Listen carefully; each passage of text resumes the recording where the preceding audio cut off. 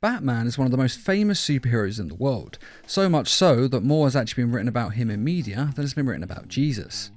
Now, I've previously done a video on 5 times that Batman has gotten superpowers, a link to which is in this video's description.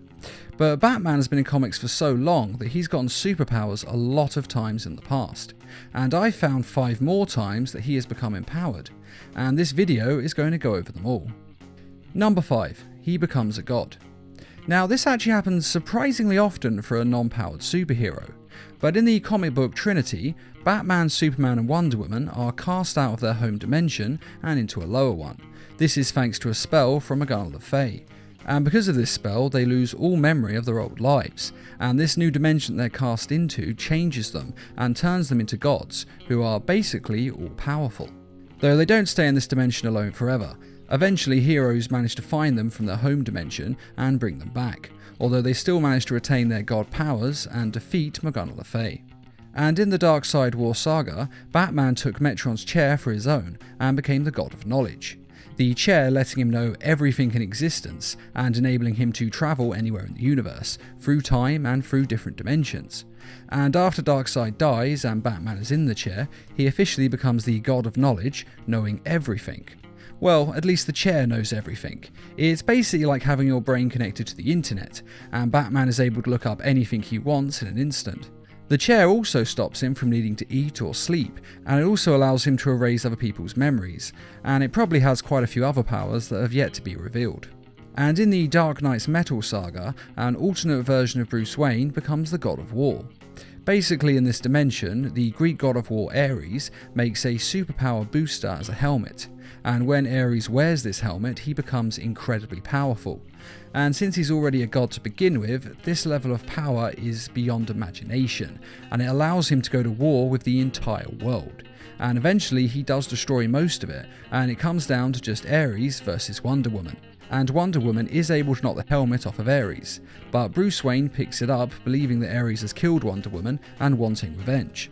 And when he picks it up, he is empowered with the God of War's power, and he is able to defeat Ares. And since he has killed Ares and he has the helmet, he becomes the new God of War. Though of course the helmet corrupts his mind and he goes kill crazy evil, even killing Wonder Woman when it turns out she's not actually dead, because he thought she was going to take the helmet from him. And she was, but it was actually to protect him because she knew the evil that it lay inside, and she wanted to save him from that fate. But either way, he is still the God of War. Number 4. Magical enhancement. I've had to label this one as enhancement because Batman's body has been imbued with magic on many occasions, and it's done some very different and very similar things. Such as the time that Batman was transformed into a genie in the comics, when criminals used a magic powder to imprison him inside the Larco lamp. And Batman becomes pretty much all-powerful and invulnerable, having similar powers to the genie in the Disney film Aladdin, though he mainly uses magic to just increase his size and protect himself from being hit by bullets. But much like the genie from Aladdin, he is bound by the magical power of the Larco lamp, and he must grant his master any 3 wishes made of him, though after these 3 wishes are granted, Batman returns to being a human again.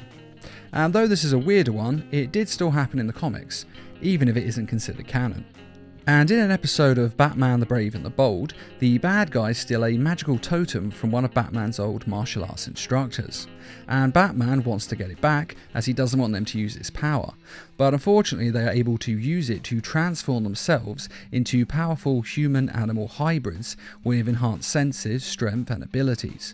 And because of this, Batman is outclassed by them, so he has to use the magical totem himself in order to defeat them, and he uses it to turn himself into a Man-Bat Batman. Basically he's half human, half bat, and he has enhanced strength and senses, including echolocation and the ability to fly. And something similar actually happens in another episode, in which Merlin uses his magic to bring both Batman and Green Arrow back in time, in order to help him on a quest to save Camelot. It is the 5th century AD, the place is Britain, and I am Merlin Ambrosius. But while they are there, they fight Morgana Le Fay, who then transforms Batman into a Dark Knight, who is super tough and seemingly has super strength, though no free will of his own, as Morgana Le Fay has complete control of his mind in this state. Although later on Merlin is able to free him from this magical power and return Batman to normal. Batman is also turned into a living bomb, following the events of the Final Crisis comic event, when Darkseid blasts Batman with his Omega Eye beams and everyone thinks that he is dead.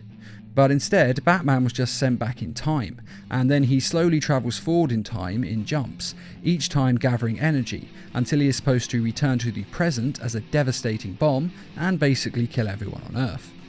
Though thankfully the good guys were able to stop this from happening.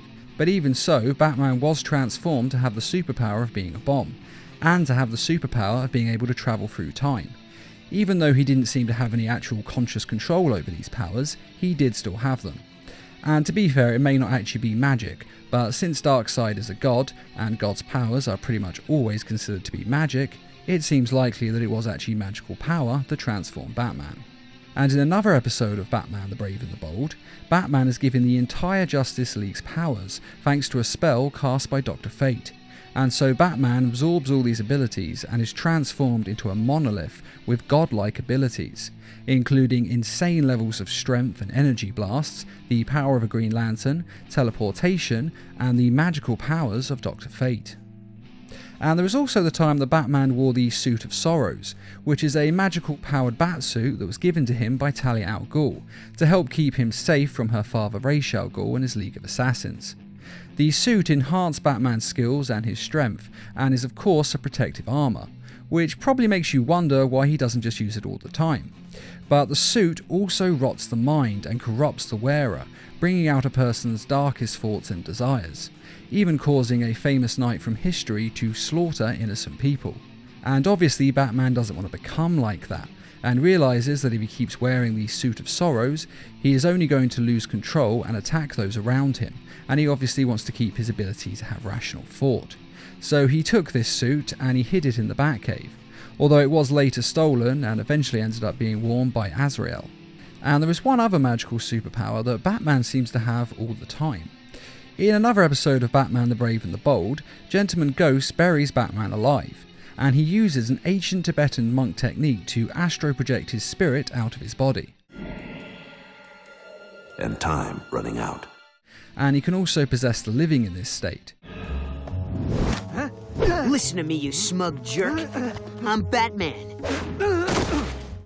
Now, whether this is magic or not is never really explained, but to me it seems like a magical power that Batman has just learnt. Although Batman never uses this power again after this episode, and it may be the case that it's only because he is so close to death that he's able to do it at all. So normally he may not have this power. But that being said, he could always put himself in a similar situation where he was near death, if he needed to go through walls, spy on people without being seen, or just possess someone else. Though of course on this occasion, the heroes are able to rescue Batman from the grave that he has been buried in, and his spirit returns to his body. Number 3. Genetic mutation. Both DC and Marvel have a black goo symbiote that merges with humans and gives them superpowers. The Marvel version is of course owned by Sony, as it is a Spider-Man property, and Sony are actually working on a film featuring this symbiote. It's called Venom, and it basically merges with a person and gives them Spider-Man's powers. However, the DC version gives superpowers that are a lot stronger than this. It's called the Blackroot symbiote, and it merges with Batman and mutates his body so that he is super strong and durable. So much so that he's able to fight Superman head on, which he does after the symbiote confuses Batman's mind and makes him think that Superman is his enemy. Now, to be fair, during this fight Superman was actually holding back, and when he decides that Batman is a big enough threat that he just has to knock him out, he does knock him out rather easily. But even still, the power this symbiote gave him was still pretty impressive. Though them two fighting is nothing new, it's far from the first time that Superman and Batman have fought one another. And in Dark Knight's Metal we see a host of alternate Batmen with superpowers, one of which is from a world where Superman has killed everyone on that planet except for Batman. Superman is actually taunting him for wondering why everyone else thought that he, the least powerful member of the Justice League, could ever take him down, the most powerful member of the Justice League.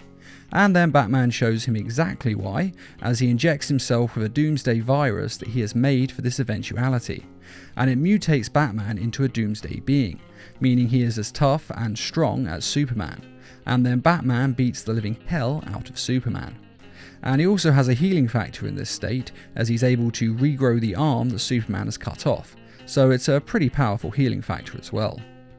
And another version of Batman is female and named Bryce Wayne, who spends her life fighting the Atlanteans, who wage war on the surface world, and in order to fight them better, she mutates herself into an Atlantean human hybrid, meaning she merges human DNA with Atlantean DNA, and she becomes super tough and super strong, and can also breathe underwater. And in the show Batman the Brave and the Bold, Gorilla Grodd is attempting to turn the whole world's population into gorillas. And he does succeed in turning Batman into a gorilla, giving him super strength, or at least greater strength than normal human has, and enhanced senses. This also happened in the show Justice League Unlimited, in which pretty much the same plot unfolds, and Gorilla Grodd is trying to turn everyone into gorillas. And he manages to turn Lex Luthor, Superman, Wonder Woman, and Batman all into gorillas, giving Lex Luthor and Batman enhanced abilities, though Superman and Wonder Woman of course already have superpowers, so it didn't really change much for them. And there was also the time that Batman was exposed to a new strain of Scarecrow's fear toxin that was mixed with venom. This new strain didn't make a person scared, in fact it made a person completely fearless and super strong, and Batman becomes strong enough to actually hurt Superman. Though with that being said, Superman is still stronger of course, and is able to beat Batman in the fight and knock him unconscious, in order to give it time for the toxin to burn out of his system. Number 2. Super Speed.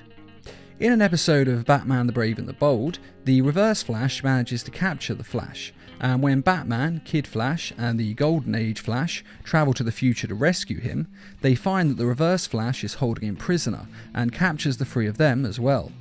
Now the Reverse Flash is draining off the Speed Force energy of the different Flashes, in order to make himself more powerful. Haven't you guessed yet? Flash's power doesn't simply provide my troopers with speed, it increases my own velocity exponentially. And it also allows him to give Speedster powers to his guards, using high-tech bracelets that siphon off the energy and give it to a person. And Batman steals some of these bracelets from the guards and gets super speed himself. And Batman with super speed is pretty much unstoppable, though of course the bracelets only work with the Flashes as prisoners, having their powers siphoned off. So when they break free, they no longer work and Batman loses these powers. And in Dark Knight's Metal, we learn how an alternate Batman stole the Speed Force powers from his world's Flash, and became the Red Death. Batman does this by combining his Batmobile with the cosmic treadmill that the Flash uses to travel through time, much in the same way that Batman did this in the LEGO Justice League movie. Batman then straps the Flash to the hood of the Batmobile and drives into the Speed Force, combining his body with the Flash's and thus gaining his superpowers. He also has the Flash in his head, with whom he has to constantly keep fighting to keep the Flash out of the driver's seat and Batman in command. And along with the Flash's normal powers, as in super speed and the ability to travel through time and through dimensions, the Red Death also has the power to generate Speed Force constructs in the form of bats, that have the power to age people into dust in a matter of seconds just by touching them. Number 1. He becomes immortal. Since Batman has previously become a god on several occasions, he is most likely immortal in each of these god states. So consider the times I mentioned where Batman becomes a god to also be part of this immortality list as well. But Batman has also become an immortal without becoming a god, such as in Superman and Batman Generations. And in this storyline, Ra's al Ghul kidnaps Batman and informs him that he has made a discovery. If two people enter into a Lazarus pit at the same time, then one of them will die and the other will become immortal. And since Batman has literally no choice in this, he goes along with it. And thankfully, Ra's al Ghul dies and Batman emerges victorious, restored to his youthful prime, and he is of course immortal. Well, not exactly immortal, they are actually overstating this a bit.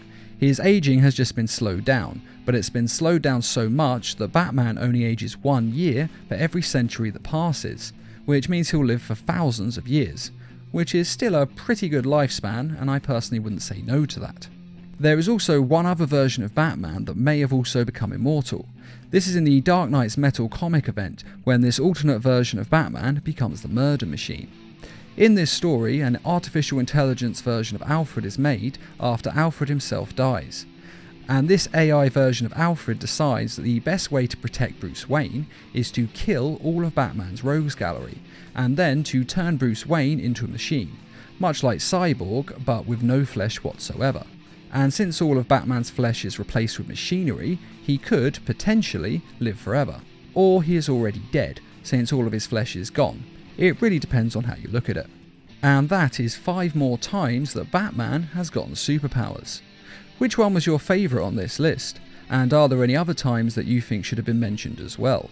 And is there another superpower that you think Batman should get in another story, or that you think Batman should just have because it suits him best? Be sure to let us know in the comments, and I'd just like to say a quick thank you to those who made this video possible by donating to the Needle Mouse Productions page on Patreon. And as always, thanks for watching, and feel free to subscribe, share, like, and comment.